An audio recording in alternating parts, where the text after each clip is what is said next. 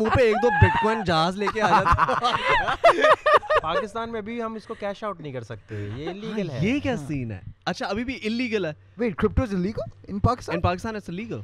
That's what he's crying about, man. और इनकी reasoning क्या है? यही बात पे तो इसी बात पे तो प्रोटेस्ट कर रहे हैं कि इलीगल क्यों है। हाँ क्यों है? मैं फिर कोर्ट में गया, कोर्ट में जाके पता चला उन्होंने कहा इलीगल तो नहीं है। तो मैंने कहा फिर बैंक से क्यों नहीं खरीद सकते? तो कह रहे हैं बैंक के पास जाते हैं तो वो कहते हैं कि नहीं आप नहीं कर सकते। तो फाइनली वहाँ से जो कोर्ट से ऑर्डर हुआ वो मेरे लिए तो उन्होंने कर दिया कि आप आए तो आप कर लें, आपके लिए ठीक है। तो मैंने कहा अच्छा मैं तो कर लूँ, लेकिन जो बाकी पाकिस्तान की आवाम है तो जो इदारे थे उन्होंने कहा कि भाई आपको तो प्रॉब्लम नहीं कर रहे ना हम। तो मैंने कहा भाई मैं तो एस्टोनिया से कर लूँ, अमेरिका से कर लूँ, कहीं से भी कर लूँ, मैं तो बात कर रहा हूँ भाई आम जनता के लिए खोल दो पाकिस्तान के लिए, इनको भी तो अमीर होने दो, इनको क्यों नहीं होने दे रहे यार।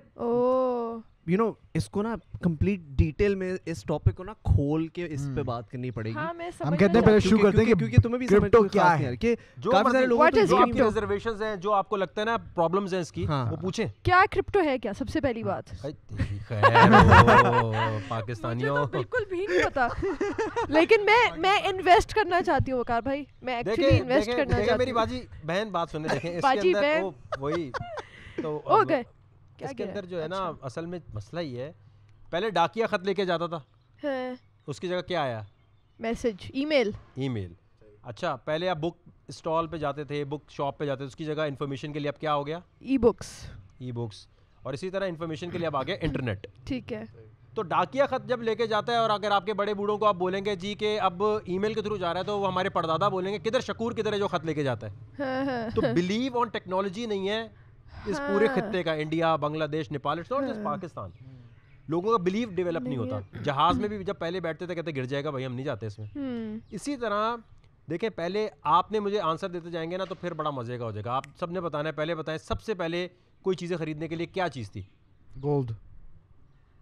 क्या था? गोल्ड। गोल्ड से पहले क्या था? गोल्ड से पहले भी और चीजें थी। Silver, metals, any precious metals. यार ट्रेड्स, या आप मुझे काव दो मैं आपको घास दूंगा, आप मुझे गाय दो मैं बकरी ले लो। तो एक बंदे ने आके बोला कि भाई ये क्या मजाक है, मैं तो नहीं गाय के बदले लेना चाहता बकरी। तो उन्होंने बोला कि अच्छा भाई नहीं तो अच्छा गोल्ड कौन लेकर आया? इस्लाम, ग्रीक, रोमन कौन? मैंने रिसर्च नहीं की इस बार। नहीं अभी तो कम आ रही है। इस्लाम 1400 साल पहले आया बाजी। वो ग्रीक, रोमन कहाँ पहले? मुसलमान हर चीज को कहते हैं हमारी है, कहते हैं आईफोन भी हमने बनाया है। अभी आए हैं भाई हम लोग। स्टीव जॉब मुसलमान था। हाँ स्टीव जॉब, उसका नाम पहले मुस्लिम स्टीव था। हाँ सही। हाँ सलमान जॉब था। हाँ जी चाय। तो बेसिकली प्रॉब्लम ये है कि गोल्ड कौन लाया? गोल्ड कोई नहीं लाया। एक बंदे ने आके बोला भाई ये बाटर वाटर नहीं होगा, एक कमोडिटी बना लेते हैं, कोई कोल को बनाते हैं इसको। तो उन्होंने कहा यार ये शाइनी लग रहा है, ये कर लेते हैं। ऐसी एक रैंडम सिलेक्शन थी। रैंडम सिलेक्शन के बाद जी गोल्ड लेकर उन्होंने उस पर ट्रेडिंग शुरू कर दी, मीडियम ऑफ एक्सचेंज बन गया। ठीक है। गोल्ड के बाद जितनी हुकूमतें आई उन्होंने कहा भाईजान ये नहीं हो सकता, थैंक यू। सही है, चीनी वैसे ही मीठे हम सब तो अच्छा। तो खैर उसके अंदर हमने ये कर दिया कि गवर्नमेंट ने बोला जी सबका गोल्ड पकड़ लो। अच्छा वो तो रिजर्व में है ना कहीं। हाँ लेकिन अब अगर आप पूछे अमेरिका के पास किसी के पास है गोल्ड, चीनी डाल दो यार एक। तो इस वक्त स्टेट बैंक ऑफ पाकिस्तान या फिर रिजर्व बैंक के पास कहीं भी दुनिया में गोल्ड है नहीं। बाबा मैं तो बात कर रहा था ना। तो एक मिनट रुकिएगा। तो बेसिकली गोल्ड है ना, मतलब बैंक उनके पास नहीं है, गवर्नमेंट के पास नहीं है। गवर्नमेंट ने बेवकूफ़ बनाया, सबसे पैसे ले लिए कि भाई गोल्ड हमें दे दो, हम तुम्हें इसके करेंसी नोट दे रहे हैं। वो रसीद टाइप ना, रसीद जूइश ने शुरू किया था बेसिकली ये सारा बैंकिंग सिस्टम। ठीक। अब क्या है कि ये जो बैंक्स हैं ये कंट्रोल करते हैं वेल्थ। अब बैंक में आपका पैसा रखा है तो आप क्या कहते हैं, आप एटीएम से कितने निकाल सकते हो? 50,000 लाख 24 आवर्स में। अब मुझे बताएं, ये मेरी अम्मी थोड़ी है जो मेरे से 1 करोड़ रुपया अगर मेरे अकाउंट में है तो सारे वो लेके बैठी है, कह रही है 24 घंटे में बेटा तू सिर्फ लाख रुपए निकाल सकता है। मेरा डेबिट है ना, क्रेडिट तो नहीं है। फ्रीडम नहीं है आपके अपने पैसे पे। क्यों नहीं है? पहली तो ये बात है ना, यही तो मसला है। मेरा पैसा है सही भाई, मैं जितने मर्जी निकलवाऊं। सही।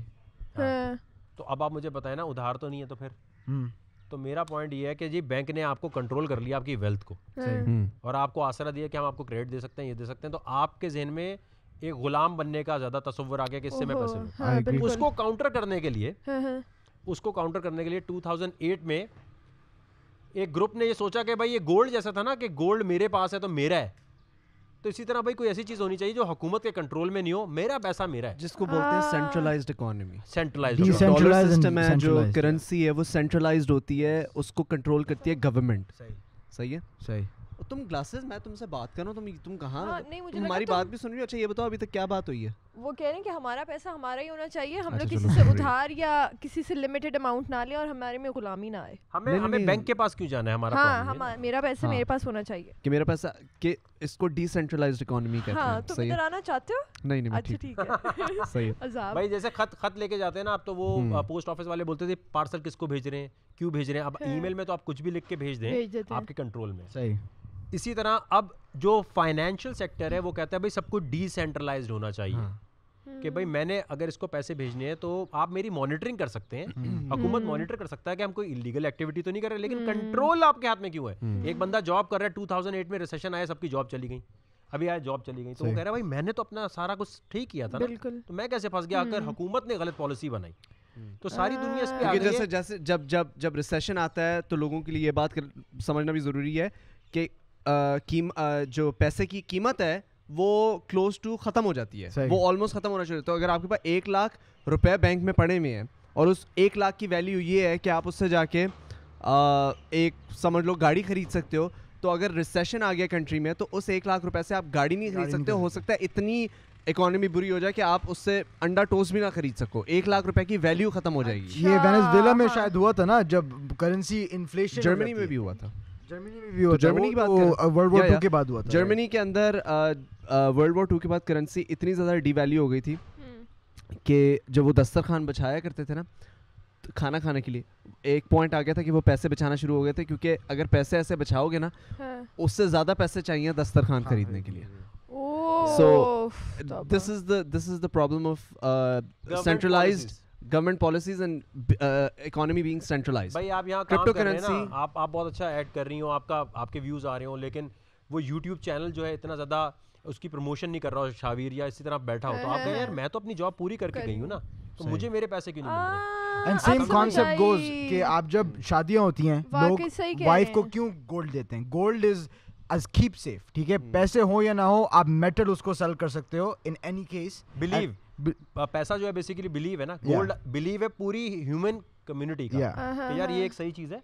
उसको काउंटर करने के लिए डिजिटल गोल्ड आ गया है, तो bitcoin is more like a digital gold. जो पैसा इसका इंक्रीज हो रहा है वो इसलिए कि कोविड के बाद सबको अंदाजा हो गया यार मेरा गोल्ड घर पे रखा, मैं बेचने कहाँ जाऊँ? एग्जैक्टली। अगर मुझे अजरक बेचनी है, अगर मुझे अपने कोई भी प्रोडक्ट बेचनी है, तो इसको बेचने के लिए मैं पैसे कैसे लूंगा अगर पेपैल भी बंद हो गया? तो उसकी वजह से गोल्ड पे लोगों का बिलीव बनने लग गया, और गोल्ड बिटकॉइन पे जब बिलीव बनना शुरू हुआ तो लोगों को ये एहसास हुआ कि भाई मैं सोने में पैसे क्यों रखूं, मैं इसमें क्यों नहीं रखता। अच्छा मुझे एक बात बताएं, आप कब से लोगों को बता रहे हैं कि बिटकॉइन मेरे अंदर असल में शुरू से ये मेरे साथ ना एक ज़रा ड्रॉबैक भी रहा है कि 2007 में मैंने जो है सबसे पहले ARY को बताना शुरू किया। मेरे पास $100 आए पहली दफ़ा यूट्यूब से। सही। ARY म्यूज़िक जा रहा था खसारे में, सिर्फ लिविंग ऑन दी एज चलता था, लिविंग ऑन दी एज के स्पॉन्सर से पैसे, तो हमारी टीम के पैसे बन रहे थे, जो बाकी बेचारे थे ना ARY म्यूजिक के, उनके पैसे नहीं बन रहे थे, तनख्वाह नहीं देते थे। तो ये YouTube एक्सप्लोर किया, तो पहली दफा जब $100 आए मैंने आके ना पूरे ARY में उछल, मैंने कहा भाई $100 आए हैं, अबे वहां डालते हैं हम लोग शोज। तो मुझे कह रहे चलो भाग जाते चलो। अच्छा ये मेरा हमेशा होता है, जब भी मैं कोई बात बोलता हूं पहले कहते चलो भागो। मैंने कहा यार मैंने अपना YouTube living on the edge का बनाया, एक दफा $1000 भी आ गए। ओ तेरी। एक दफा कोई बड़ा कोई ऑडिशन था, कोई इसमें पैसे पता नहीं व्यूज बन गए, और उस जमाने में बड़े पैसे आते थे, तो भाई मैंने $1000 2009 की बात 10 की बात बता रहा हूँ। ARY फिर भी अपनी अकड़ में, और चल भाई चल। यार मैंने कहा मैं ही कोई बेवकूफ़ हूँ, मैंने कहा चलो भाई ठीक है भाई। अच्छा इतना हुआ ये कि 2014 में जब ये बिटकॉइन का मुझे फिनोमेना पता चला, एक कंपनी थी बिटलैंडर्स के नाम से, उसने फेसबुक की तरह एक पेज बनाया। उसने कहा यार मुख्तलिफ इन्फ्लुएंसर्स को हायर कर रहे थे, पाकिस्तान में नहीं थे, उन्होंने कहा आप कर दें, हम आपको बिटकॉइन में पेमेंट देंगे। मैंने कहा यार ये क्या चीज़ होती है? 2012 में सॉरी, कह रहे भाई ये पेमेंट ट्रांसफर मेथड है। हमने कहा अच्छा भाई ठीक है। उन्होंने पहली बार पैसे भेजे, आ तो गए मेरे पास, मैंने कहा भाई इससे कुछ खरीदें, तो कुछ था ही नहीं। फिर वो मैंने रखे रहे। कितने बिटकॉइंस उन्होंने दिया आपको? उस वक्त आए थे मेरे पास कोई तकरीबन $60 का था, उन्होंने देने थे को कर लो दिया था ना उन्होंने, तो $7 डिवाइडेड बाय 1 लाख, पता नहीं कितने बनेंगे, 7 बिटकॉइंस। हाँ 7 बिटकॉइन थे।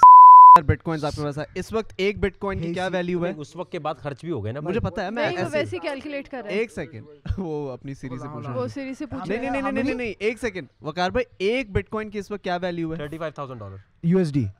मुझे पाकिस्तानी रुपीस में बताएं जिन लोगों को। 60 लाख रुपए। 60 लाख रुपए एक बिटकॉइन, तकरीबन 60 लाख रुपए। और 2012 में आपके पास बिटकॉइन आए थे।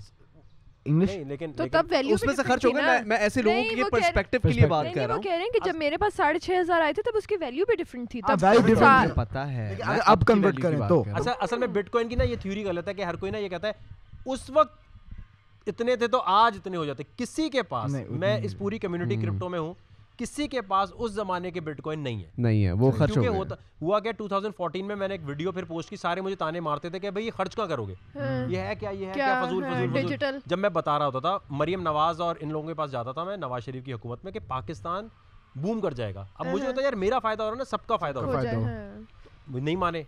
मैंने फिर जाके बोला अच्छा भाई, सबसे पहले मैंने एमिरेट्स की, मैंने कहा सबसे महंगी टिकट खरीदो। मैंने कहा ये देखो बिजनेस नहीं, ये है फर्स्ट क्लास की $20,000 की, ये मैंने बिटकॉइन से खरीदी है। कहते हैं मैं खुद ही खरीद रहा, ऐसे ड्रामा कर रहा है।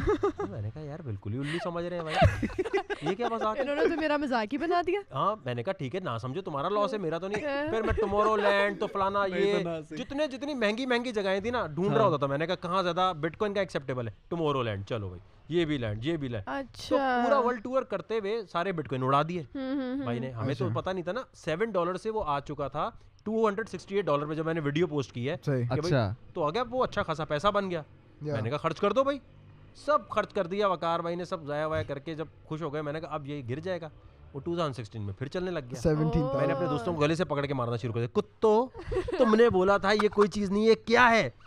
फिर मुझे अंदाजा एक हो गया कि अल्लाह ताला ने ना कुछ आपको वकार भाई सलाहियत दी है, आप अपना कमा लें चुपचाप, ये छोड़ दें बाकियों। क्योंकि आपके जब पूरा ग्रुप कहना शुरू कर दे कि ये यार सही चीज़ नहीं है, तो आप कहेंगे यार शायद नहीं है, नहीं करते। फिर मुझे रियलाइज हुआ यार ये तो पाकिस्तान का सारा कर्जा और बाकी हर चीज़ उतर जाएगी। मैंने जाके फिर अपनी एक क्रिप्टो करेंसी लॉन्च की, एस्टोनिया जाकर, टेनअप के नाम से। मैंने हुकूमत को दिखाने के लिए वो किया, किसी का भाई यकीन ही ना है, किसी का यकीन ना आए, कोई माने नहीं, कुछ भी ना करे। फिर करते करते 2017 आया जिसमें ये चला गया $20,000 पे। तो वो था पैराबोलिक अप्रोच। दुनिया में याद रखें, आप गोल्ड ट्रेडिंग में हो, किसी भी मार्केट में हो, स्टॉक्स में हो, टेस्ला के स्टॉक ले रहे हैं, कुछ भी कर रहे हैं, टाइम होता है एंट्री एंड एग्जिट। एग्जिट होनी चाहिए ना, एग्जिट होना चाहिए। अगर आप एग्जिट नहीं करेंगे तो क्या होगा, एक करेंसी ऑल टाइम हाई की आवाज़ है तो इस टाइम नहीं घुसना आपने, इस टाइम तो बेचेंगे आप ना।